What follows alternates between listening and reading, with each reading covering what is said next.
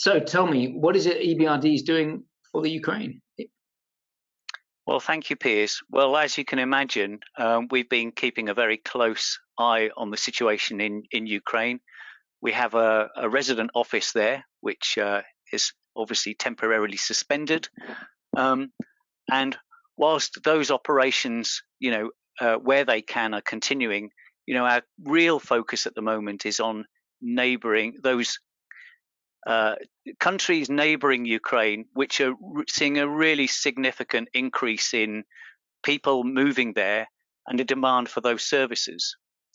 And to compensate for that, the EBRD has announced back in March a package of €2 billion to help those cities with their immediate sort of liquidity financing requirements, just to simply get through this initial phase of increased demand.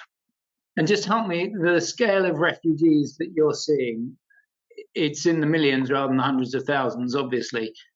Do we have any granularity on that? We don't, but we're in very close contact with the cities that we have. But we are seeing cities. It's not.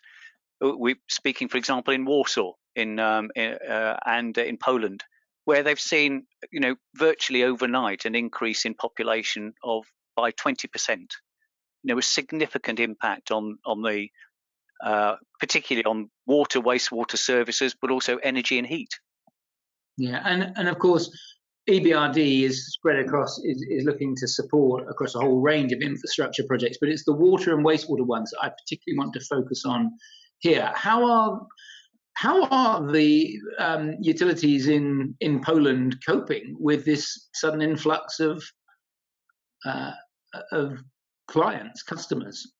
Well, from what we hear, remarkably well, given the circumstances, but a situation that's arguably unsustainable going forward. And that's probably where we're thinking about what could we do next beyond liquidity support. So, helping companies finance their activities.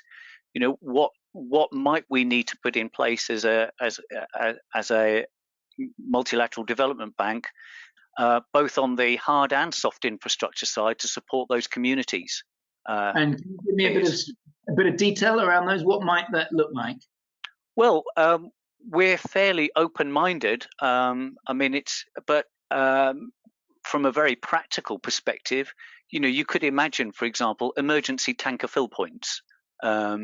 You simply getting water, increased mobilization of septic waste collection. So some very, very practical, straightforward activities that communities might need. And in particular, we're thinking about not just this first 3 months, but over the next 3 to 12 months, as people become more embedded in their sort of host communities. What do we need to do to support both the hosts and also people who are now, living and possibly working in those communities?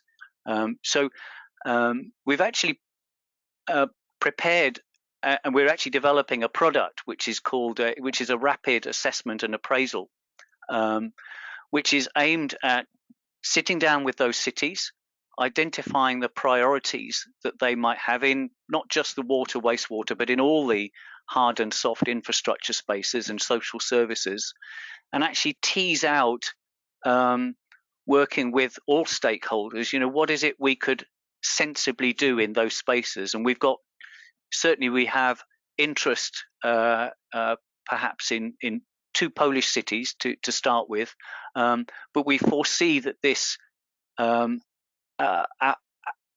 our needing to invest and support cities on a more practical nature will extend throughout all those countries that are actually taking refugees. And there's 2 questions I'd like to ask. So one is around the that framework that you've developed. Is that something that you had to come up from scratch, or was it something that was sort of off the shelf almost in terms of from other crises? And the other one, I'd love it if you could talk me through, how does the money get deployed? Is it that the local water utility or the local mayor says, what I need is X funding to do this. Is that how it comes? Does it come from the end user calling down the money? But there's two questions there. So let's do There the are first. two questions there. Well, I think we've learned a lot from other crises. So let's be clear. The bank has been very supportive on things like the Syrian refugee crisis. So we have some experience of mobilizing finance and infrastructure projects in those spaces in that regard. But it's fair to say that this was not something that was off the shelf. It's something that we've put together very quickly. And we're now, as I say, we're in the latter stages of its development.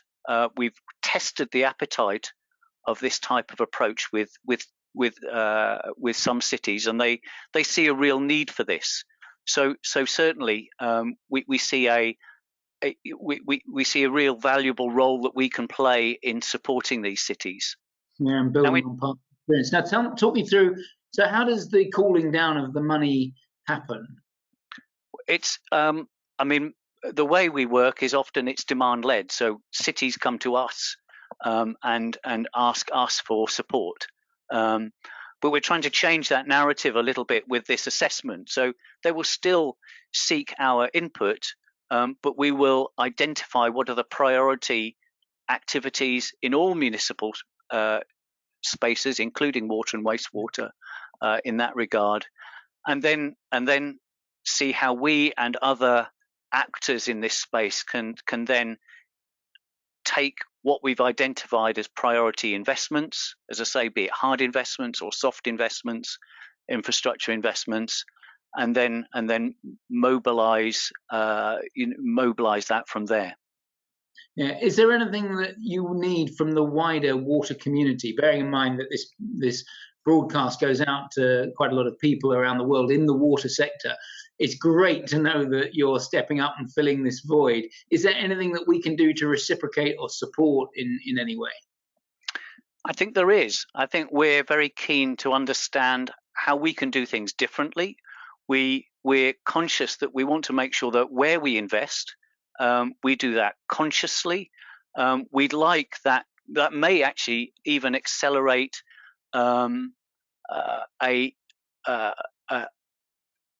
moving away from traditional types of solutions. So we're very keen to see, what level of more innovative, greener approaches that we could perhaps fast track and introduce to cities that we might not have normally considered it under sort of normal regimes. So we're fairly open-minded in that regard. And is there a process people should follow? If anyone was listening to this and going, well, I think I've got something. The process that we'll go through with the city is to do this diagnostics. What do they need at this point in time in all those spaces, particularly the water and wastewater spaces? So we'll be quite specific in terms of where, what we believe to be the urgency and the needs of those cities. So we will be keen then that the city reaches out. So we can effectively act as the interface between the city and suppliers in that regard, and we take the conversation from there. Is there anything that you wanted to talk about that we haven't covered? Let me just see. Only really to then say that we are certainly conscious of this situation as it's emerging in Ukraine. And we're not yet at a stage where we know what we need to do. But by our very nature, our very title as the European Bank for Reconstruction and Development, we recognise that we have a very important role to play in getting not just capital cities, all cities and communities back to some sort of normality over the many years it will take to put things back right. Yeah, well, we're recording this on the 12th of April. By the time we do the next Water Action Platform broadcast, which is in about 2 weeks' time, who knows what the situation will be. But David, thank you for your time. It's been wonderful to see you again. I wish you a very good Easter and keep up the brilliant work. EBRD is really stepping up on this, and it's wonderful to see. Thank you, Piers.